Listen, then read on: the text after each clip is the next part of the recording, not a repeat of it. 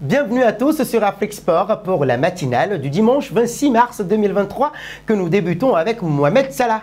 Avec l'Égypte, il a son 50e but. La star de Liverpool rejoint ainsi une liste fermée des meilleurs joueurs d'Afrique à atteindre ce niveau. Salah a permis aux Pharaons de gagner 2-0 leur match de la 3e journée des éliminatoires de la CAN contre le Malawi en marquant un but. Cette première réalisation de Salah depuis septembre 2022 est pour lui la 50e de sa carrière avec l'Égypte. Celui-là lui permet de rejoindre une liste de 7 joueurs du continent à avoir atteint ou dépassé ce chiffre symbolique selon Squawka. Il s'agit de Godfrey Chichalou, de Kina Firi, de Oussama Hassan et de Didier Drogba, sans oublier Samuel Eto'o et Asamoah Gyan.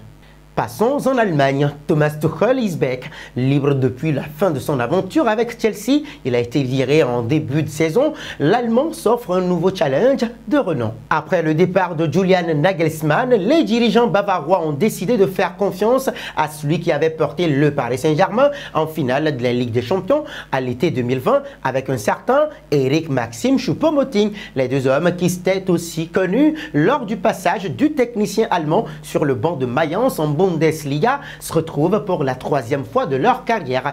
Alors, quand Thomas Tuchel a pénétré pour la première fois dans le vestiaire bavarois, c'est tout logiquement qu'il s'est dirigé vers le maillot du Camerounais en ayant un mot sympa pour son joueur.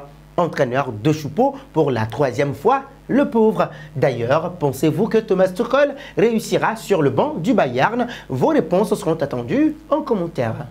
Filons chez les Gunners. Nicolas Pepe n'aurait plus d'avenir du côté d'Arsenal. Arrivé en août 2019 du côté d'Arsenal en provenance du LOSC, l'attaquant Nicolas Pepe ne devrait plus faire long feu chez les Gunners. En effet, le natif de Mantes-la-Jolie, international ivoirien, 35 sélections, ne serait plus désiré par les Gunners, comme l'a indiqué le spécialiste Mercato Ekrem Konour sur son compte Twitter. L'ancien joueur du SCO d'Angers est actuellement prêté par la formation londonienne au club de l'EGC Nice. Cette saison, il a inscrit 6 buts en 17 rencontres de Ligue 1 du côté d'Arsenal. Il n'aura plus qu'un an de contrat au mois de juin prochain.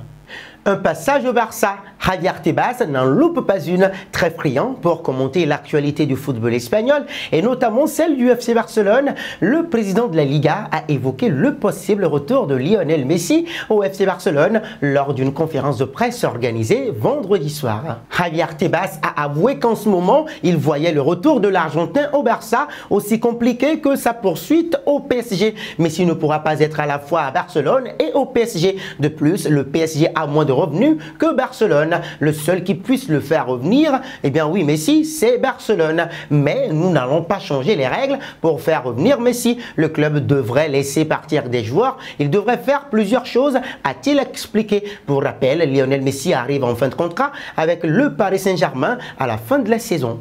Terminons avec Alphonso Davies. La vie d'un footballeur n'est pas un long fleuve tranquille. Tel est le message qu'a voulu faire passer Alphonso Davies, 22 ans, le latéral gauche du Bayern Munich.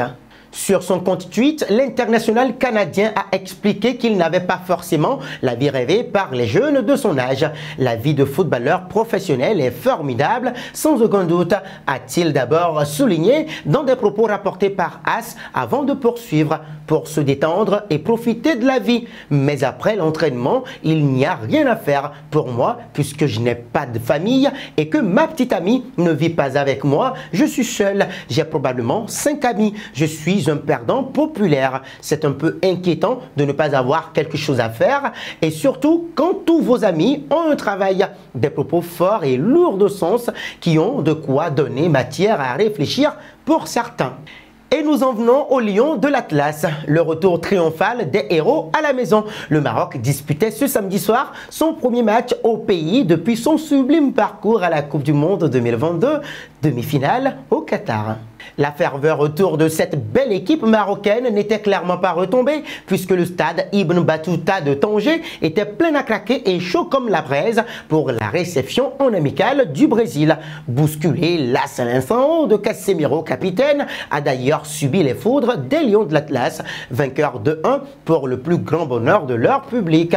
Sur le premier but, Sofiane Boufal a profité d'une récupération assez haute de ses partenaires et d'un service de Bilal El Khanous Vinicius, titulaire de dernière minute à la place de Louza, dans la surface de réparation pour prendre Weverton à contre-pied et ouvrir le score et embraser tout un peuple. Le Brésil égalisera grâce à Casemiro suite à une faute de main de Yacine Bono, mais Regragui Walid n'avait pas dit son dernier mot. Il fera un coaching gagnant. Sabiri, rentré en jeu à la place d'Asdin Ounahi, n'a pas tremblé au moment d'envoyer un missile faisant trembler les filets à l'aide de la barre transversale pour offrir un succès de prestige à sa nation. Une victoire qui consolide le fait que le Maroc est devenu une grande nation du football mondial. Et d'ailleurs en Afrique, pensez-vous que le Maroc soit plus fort que le Sénégal? Vos réponses seront attendues en commentaire. Nous voici arrivés à l'instant quiz avec 3 indices pour connaître notre joueur mystère du jour. Premier indice, je suis un attaquant de 35 ans de la Liga. Deuxième indice, j'ai déjà joué dans 3 clubs différents. Troisième indice, de 2013 à 2015, j'étais à Liverpool.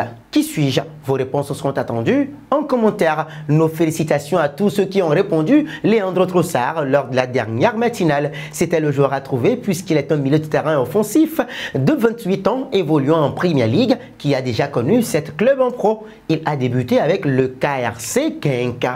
Terminons en Italie. 2 ans après son dernier appel à l'aide, Bioru Jankin, père de Moïse Kean, a envoyé un nouveau message à son fils. Le proche de l'attaquant de la Juventus dit à la rue et tente de joindre l'ancien Parisien par tous les moyens. Je suis actuellement à la rue, je dois penser à moi et trouver un toit et non donner des informations et des jugements sur quelqu'un mieux loti que moi. Le maire de Fossano connaît mes difficultés et cherche un logement pour moi. Vous pouvez lui demander confirmation, a révélé Bioru Jankin, interrogé par Juve News.